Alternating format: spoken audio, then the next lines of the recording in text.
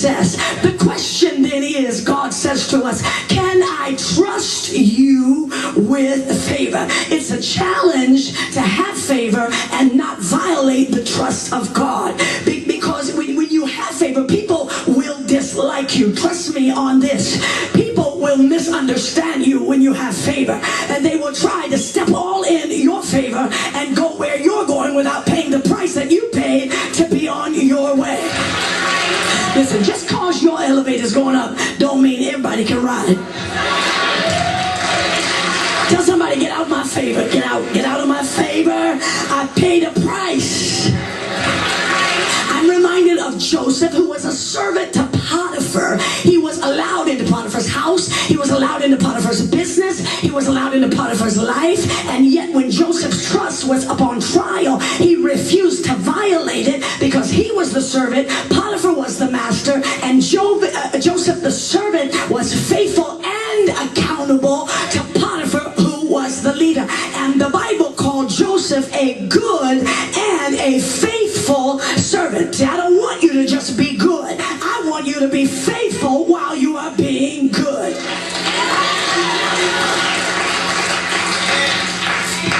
So now, I want to take it to the next level here, and I want to talk to you about not just good and faithful servants. I want to talk to you about good and faithful leaders. I want to talk about leaders that are accountable to servants. Ask your neighbor, do you want to go there? Ask your other neighbor, are you sure you want to go there? Tell both of them we're going there anyway.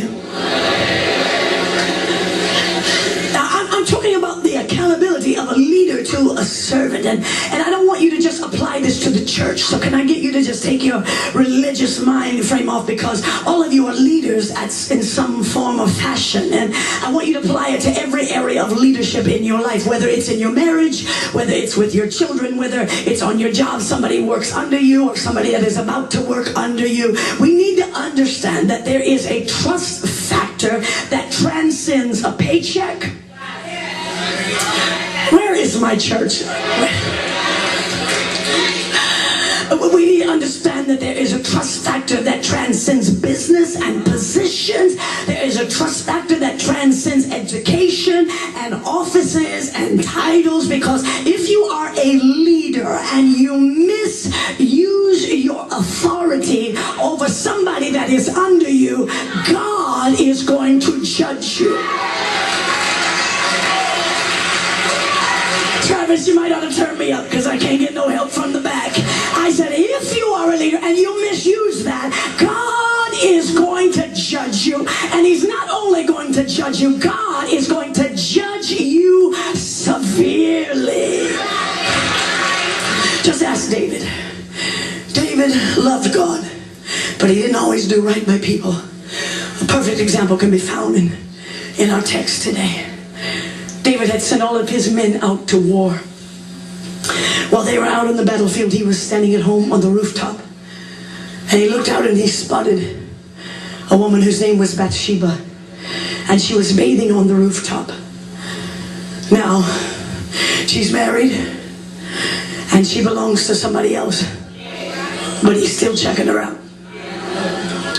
It's called a pornographic moment.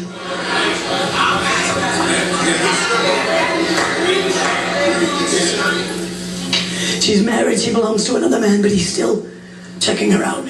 He decided, okay, I want to be with her. So he was with her, and what he didn't know is that she was going to become pregnant. And now he's got a real problem. He's got a huge inconvenience. And what makes matters worse is her husband is one of David's men. He's one of David's servants. So her husband is out in the battlefield doing what he's supposed to do. And you got the head honcho at home doing stuff that he ain't supposed to do. And now she's pregnant and he is in trouble. So he devises a plan. He says, get Uriah home from the battlefield. Give him a day off. Naturally, he'll go in and sleep with his wife. It's his only day off. And so then when that happens, I can back up out of the picture. And, you know, she can have that baby. And we can say it was Uriah's. Sounds like a smart plan. I mean, it was wrong, but it was still a smart plan. Oh, y'all look at me like you would have never thought of that. You would have thought of way worse than that.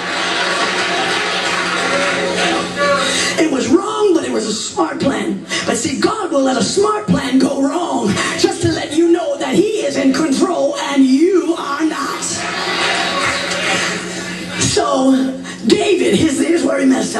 David never thought for 1 minute that Uriah was so committed to him that rather than come in and sleep with his wife, Uriah said, I'm going to sleep on the porch because I cannot let my men be over there in the battle and me home gratifying my flesh. Uriah's loyalty to David has completely messed up David's plan. And anytime you use somebody's loyalty to you to destroy them, God is going to judge you. And after all the manipulation didn't work, David writes a letter, and he sends the letter with Uriah back into the battle, and the letter says, put Uriah on the front lines. And David did it knowing that he would be killed, but David didn't care that he was going to be killed. He just wanted him out of the way because he had a personal crisis to correct, and he said, I got to just get rid of this man. And what is so sad is that out of all the many wonderful stories about David, the one that he is most known for is Bathsheba blunder right here in the text that we read today. Never mind all the victories that this man has won on the battlefield. Never mind all the instruments that he created. Never mind all of the songs that he wrote that we sing from right here today. Never mind that he brought down Goliath and cut his head off.